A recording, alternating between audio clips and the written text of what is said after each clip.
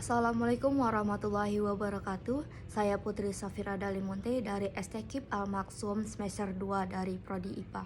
Di sini saya akan menjabarkan tentang sejarah Baitul Maqdis. Baitul Maqdis yang terletak di tanah suci Yerusalem, tanah yang disucikan oleh tiga agama yaitu Islam, Kristen, dan Yahudi. Baitul Maqdis memiliki banyak sebutan seperti Masjidil Aqsa Haikal dan Sulaiman. Baitul Maqdis juga disebut sebagai Masjid Al-Qibli. Baitul Maqdis pernah dikuasai oleh Islam, Kristen, maupun Yahudi. Sehingga banyak yang terjadi terhadap Baitul Maqdis tersebut. Umat Islam menyebut Baitul Maqdis dengan sebutan Masjidil Aqsa atau Baitul Maqdis. Bait suci ini dibangun secara sederhana oleh Nabi Yakub alaihissalam. Dalam hadisnya, Rasulullah Muhammad SAW mengungkapkan bahwa pembangunan Baitul Maqdis ini dilakukan 40 tahun setelah Nabi Ibrahim membangun Ka'bah atau Masjidil Haram di Mekah, yang merupakan tempat ibadah pertama di bumi yang awalnya diinisiasi Nabi Adam alaihissalam. Pembangunan Baitul Maqdis dilakukan oleh Nabi Sulaiman di Bukit Moriah.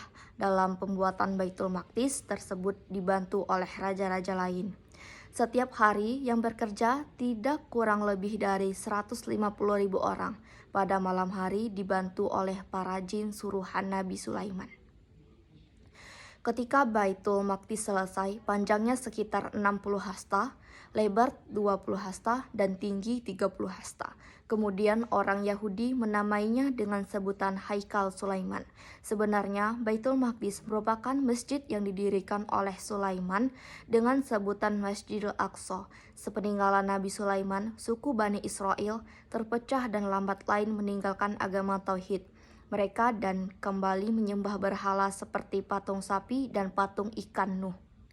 Pada tahun 539 sebelum Masehi, Haikal Sulaiman dihancurkan untuk pertama kalinya.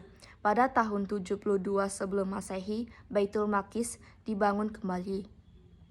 Pada tahun 63 sebelum Masehi, seluruh Palestina menjadi kawasan Romawi.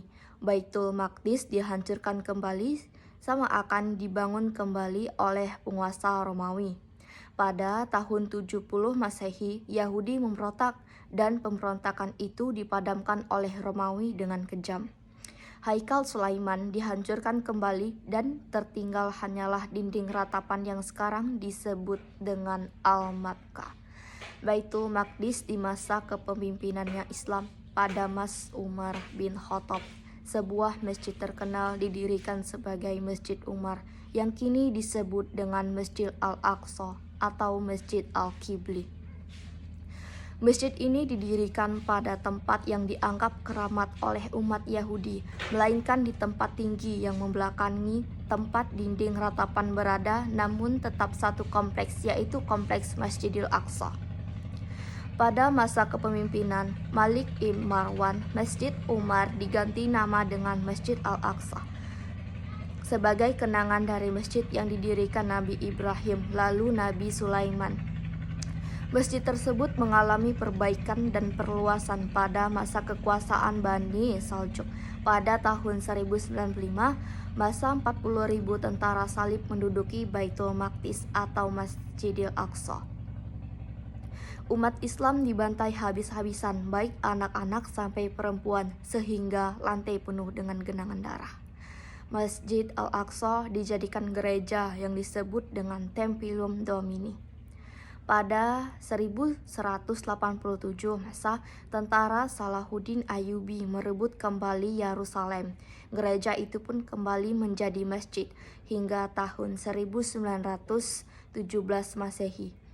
Orang Yahudi dengan bantuan Inggris ingin membawa kembali Haikal Sulaiman dan merobohkan Masjid Al-Aqsa dengan menggali sekitar masjid. Bahkan orang Yahudi mencoba untuk membakar Masjid Al-Aqsa tersebut. Pada hari Jumat 22 Agustus 1969 melalui seorang berada Michael Dennis William Raham, seorang Yahudi dari Australia. Dan sampai saat ini perencanaan penghancuran Masjid Al-Aqsa masih dilancarkan untuk kepentingan umat Yahudi untuk membangun kembali Haikal Sulaiman.